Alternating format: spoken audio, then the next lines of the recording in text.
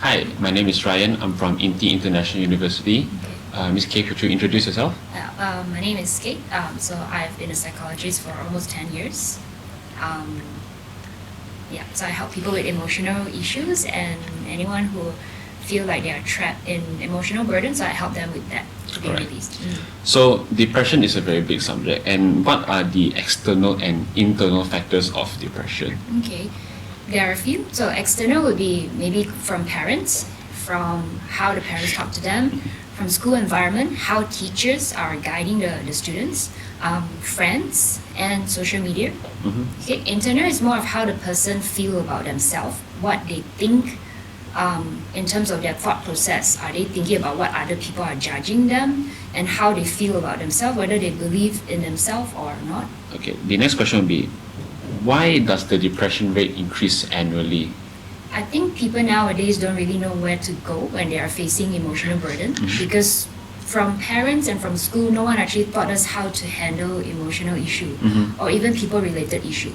So when, especially student, teenager, when they go to school, when they are faced with people issue, they don't know what to do. And because in Asia we don't have this knowledge that we can actually go and see a therapist to help with our emotional burden. So I think people are misinformed about all this therapy thing.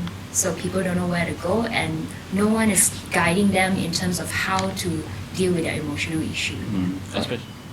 Okay, at what age group are people most prone to depression and why? Recently, I find that teenagers nowadays are prone to depression, but actually every age group would have their tendency. Sometimes people reach retirement age also, but I find nowadays more and more teenagers are going through depression issue. I think partly because social media is part of the reason, because back then there wasn't any social media where we are able to go online and see what other people are doing. Sometimes by seeing what other people are doing, we start to feel bad about ourselves, like we're not good enough, we cannot be like this person, and then maybe people body shame somebody else. So social media is part of the reason, and partly parents as well, because most of the parents are working. Parents don't really have time to guide their teenager kids, and when teenager kids are misbehaving, parents usually blame them than explaining like how to actually encourage or guide them. So the depression rate in terms of teenagers are actually increasing. Yeah. Is there anything we could do about it? Is there anything in particular that could help a patient? There are a lot, because if the school environment, friends, classmates are kind, helpful, and friendly, I think the person will feel belong. Because we want to feel belonging in everywhere we go, because we human is like a social being. Teachers, lecturers would help as well, because some lecturers they only focus on results, so sometimes they neglected the emotional part of the students. Parents definitely play a bigger role, so sometimes, but parents sometimes neglected the fact that the kids need them. So maybe teenager, the peers, as a peers, as a friend, maybe we have support group in the same age would be better. Like support each other, ask how are you doing, or give the emotional support or guidance that they need. How do we know if someone is facing depression? Sometimes some people don't really show. The other thing that you can spot is the person usually are very outgoing. Then suddenly maybe he or she stop being sociable and start to close themselves, doesn't really want to see anyone or interact with anyone. That is one of the symptoms.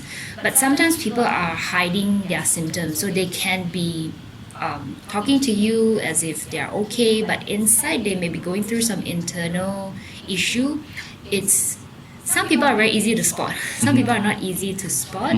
But if you notice people constantly talk about how life is very bad, always saying something is very bad or negative, then you might just want to show more concern, like is anything going on, and see if the person opens up.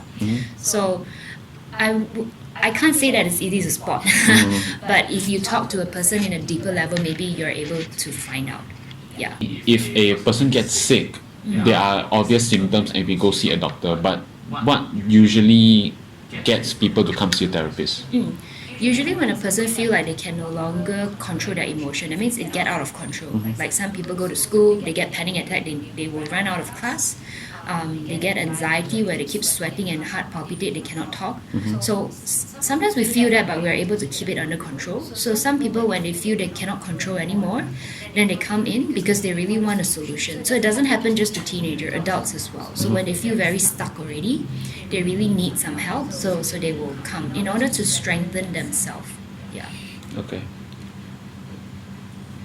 Worst case during depression is they would hurt themselves or worse, suicide, right? So what why would they go to that level?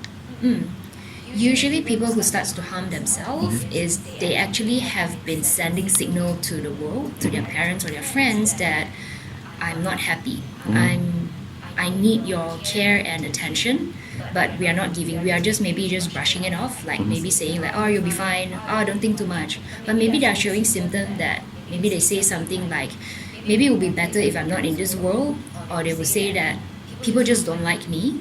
So when this has been in their mind for a very, very long time, they start to develop this belief that no one needs me. So that's when they don't know any other way, so they start to harm themselves. Partly also because the pain emotionally, they feel it every single day, that they're no longer able to handle it anymore. So they thought that harming themselves or ending their life is a way out of this pain.